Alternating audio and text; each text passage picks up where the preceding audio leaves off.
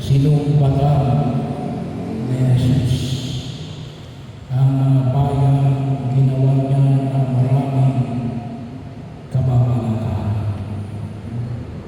Nanunumbat din pala si Jesus. Bakit? Dahil sinayang nila ang biyaya ng pagpapalibago. Sinayang nila ang pagkakataon na pakinabangan ang pagpapala ng Diyos. Ninais pa nila ang kapahamakan dahil tinanggihan nila si Jesus. Kaya bahagi ako, hindi sapagkat ayaw ni Jesus sa kanila, ngunit sila ang ayaw kay Jesus. Yun nawa yung maging maliwanag. Kaya nga nangaral sa Jesus at mga binanggit dito ang ilang mga bayan, katulad ng Corazin, Bethsaida, at saka yung Capernaum. Lalo-lalo na yung Capernaum. Bakit? Kasi yung huling residence ni Jesus, doon siya tumira sa loob ng 3 taon. Yun ang kanyang home base ng kanyang pangangaral. Kaya kung kayo ay makapupunta sa Israel, doon may papakita sa inyo na mayroon doon tahanan na pinaniniwalaan na doon tumira sa Jesus during the public ministry days.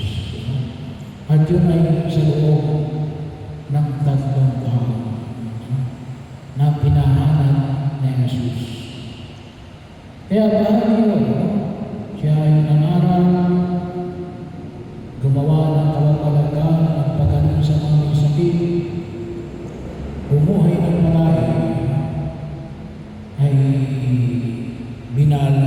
binaliwala nila, tinanggihan nila ang pag-anyaya ng Diyos sa kanila. Na makita nila na may kinakailangan pa ng baguhin. Kasi kung hindi nila babaguhin, ay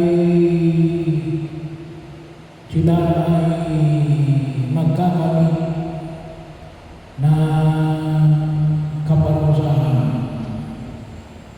na higit sa kaparusahan ng Sodoma. Nabanggit naman natin, makakala natin yung nangyari sa Sodoma at Gomora sa lumang Japan. Sila ay naging abo, gawa ng asupre na sumunod sa kanila. Pero yun naman yung huwag natin kalimutan na yung bahagi yung una magpasalamat tayo sa biyaya na ipinanganan sa atin. Kapag nakita natin na may mga bagay na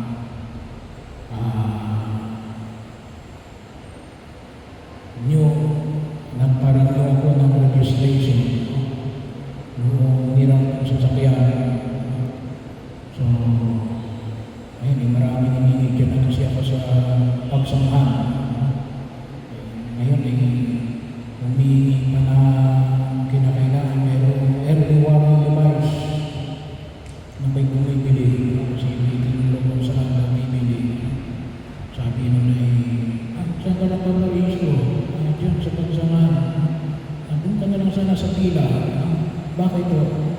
Hindi hinihingi yung requirements na yun eh. Well, wala naman tayo magagawa. Alam nyo, noong una, pinapaparehistro ko lang sa sasakyan, kaya nakita ko na alin. Mas mura kapag ikaw ang magtrabaho. At mas madali na kasi ngayon, makukuha mo lamang isang araw. Kung tungsin na, pwede mo makuha ng half day. Pero gawa mo nakabagong sistema, ay may physical, mayroong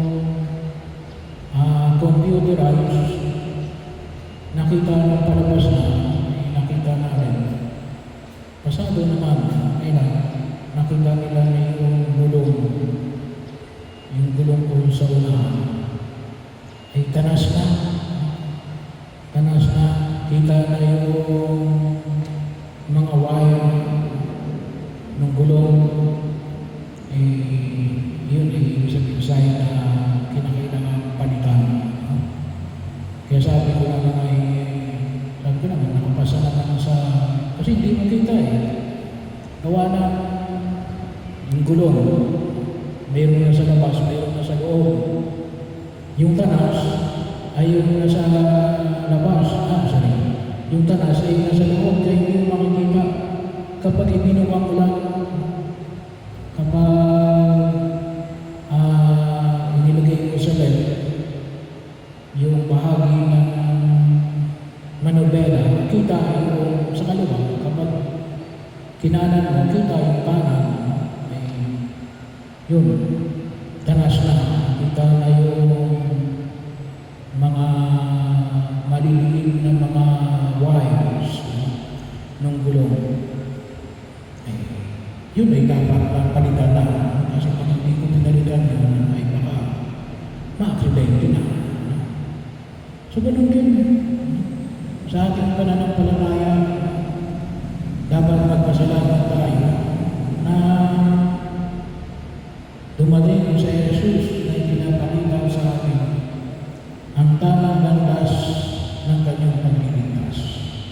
At yun ay gamitin natin para higit natin pakinabangan ang biyaya na nais niyang makamit natin. Upang mailayo tayo sa tiyak na kapahamakan at kaparusahan walang katapusan. Kaya ngayon ito na ginamit rin, masigit pa sa kaparusahan na dinanas ng mga taga-Sodoma. Kaya ito po yung idulog natin sa harapan ng Purong Kapal. So na yung magkaroon tayo ng puso ng pagkilala na ng pagtutuwid ng Diyos sa ating buhay. Sapagkat patuloy na tayong ginagabayan. Bahagi o, sabi na natin kung isa, kaya lang tayo napapahamak sapagkat ayaw natin tunan yung pamantayan na pinapahayag ng Purong Kapal. At sabi nga natin, kasi yung Sodoma, hindi lang mo kasi isang tao, kapag sinabi natin yung usapin ng Sodoma, hindi ko kaya din. Ito'y pagkakasala ng isang buong bayan. Bahagi yun. Naging bahagi na ng kanilang kultura. Naging bahagi na ng kanilang, kung tawagin mo namin ay gawin sa pamamaraan ng buhay. Kaya sila ay tinupok ng Diyos. Yun ang kasing epekto ng kasalanan. Kung minsan nakala natin, tayo lang ang nakapintuan mo. Kaya may tinatawag tayong generational sin. Hindi siya automatic. Kukuha natin yung kasalanan ng ating mga ninuno. Ngunit yung tendency yung maaaring tinatawag natin na yung influence ay maaaring maapektuhan yung ating pagkilos kasi bakit? Ay hindi kaagad natin sinumpo sa maagang panahon.